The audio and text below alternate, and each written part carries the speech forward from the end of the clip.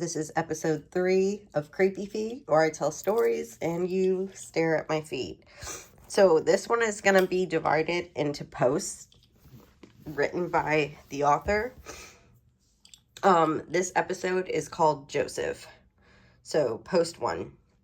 Conformity is a noun. The definition is compliance with standards, rules, or laws. In other terms, conformity is the tendency for someone to align their attitudes, beliefs, and behaviors with those of the people around them. I want to wear a blue shirt because everyone else wears a blue shirt. I'm going to throw myself off a cliff because that's what everyone else is doing. For someone to conform your mind with brainwashing and torture so that you obey and agree with every belief that person is trying to instill in you is something I thought I would never have to experience. To have someone twist and yank and pull all of your beliefs and core values and rebuild those beliefs and values into something that you never before saw yourself indulging in is something that I would not wish upon my worst enemy. He told us that it was a school, that he was going to erase all the nonsense that society has molded us around, and he was going to teach us, instill us with the proper knowledge of how things should be. He was going to teach us what to believe in. He was going to strip us of everything that we regarded as true, break us down, and reteach us everything from his view. I don't know why he chose me. I wish every day of my life that it was someone else, anyone else. Fuck, why me? At least I can say I survived, but for what? I still hold the scars, the memories, the nightmares. It's enough to drive anyone insane. I see a therapist now every other day, and the list of medications I'm on is longer than a CVS receipt. Every time my eyes are closed, I'm there. Every time my eyes are open, I can feel him right behind me. This is no way to live. I'm not living, not anymore. I'm a shell of something that used to be inspiring and full of life. Now I'm nothing but a walking cadaver. My brain doesn't think the same way. I question everything that I used to believe in. Is God real? Was being Catholic and following my priest the wrong thing to do? Will I be punished again if I still hold on to my belief? Am I wrong for not following him anymore? Will he punish me again? Will the torture begin again? All these questions, and I have no answers because everything around me is uncertain and pliable. I feel like nothing holds meaning anymore.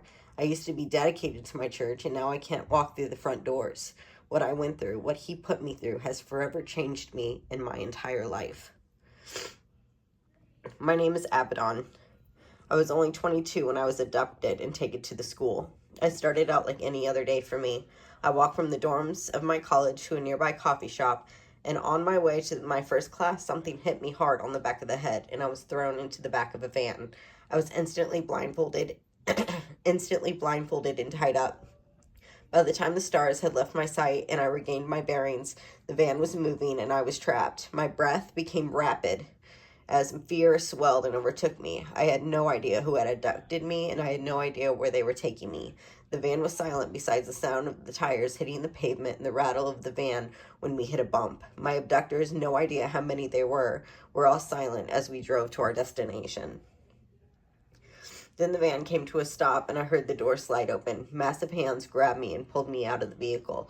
I blindly staggered along as my captor shoved me ahead. I stumbled and almost landed on my face if it weren't for the massive hand grabbing me and pulling me upright.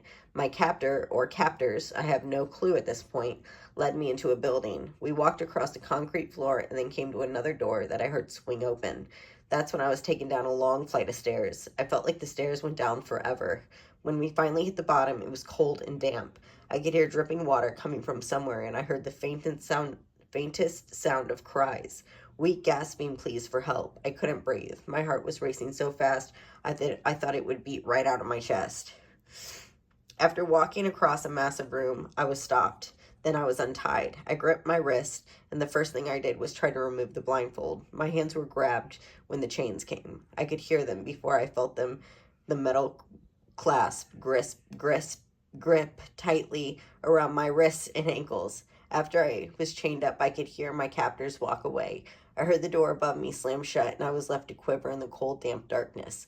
I tried to calm down, but that was almost impossible. I reached up to remove the blindfold, but my hands couldn't reach my face. I followed the chains to a smooth, cold concrete wall. After finding enough slack, I pulled the blindfold from my face. At first I saw nothing. Then my eyes began to adjust to the darkness that I was consumed in. I could make out shadowy figures before me, at least 10 of them. I heard the rattle of their chains as they shuffled around. I wanted to scream, to call out for help, Why weren't the others down here making any attempt to cry out? After swallowing hard and calming myself down a bit, that's when I started to yell. I called out again and again with no response. Then I heard someone talk for the first time since I was captured. It's not useful. No one around can hear you. We've been screaming for hours now. Only after our throats became hoarse and our voices began to go faint did we finally stop crying out for help. That's when I began to cry. Where are we? I sobbed. None of us know. How many of us are down here? I questioned. I was the first down here, and a group of men have been down here 9 times since I was chained up. You're person number 10, I believe. Why are we here? What are they going to do with us? I cried. I don't know. The room grew silent again, and I sat down against the wall on the floor. I put my knees against my chest and bowed my head down into my arms. I cried for what seemed like forever until I couldn't muster any more tears. I don't know how long I sat there, but it was long enough to feel my mouth go dry and my stomach begin to rumble. Hours stretched on as I began to shiver from the wetness and the cold. I felt like we were underground. It was musty down here, smelling like mold and dirt. It feels like it was just yesterday that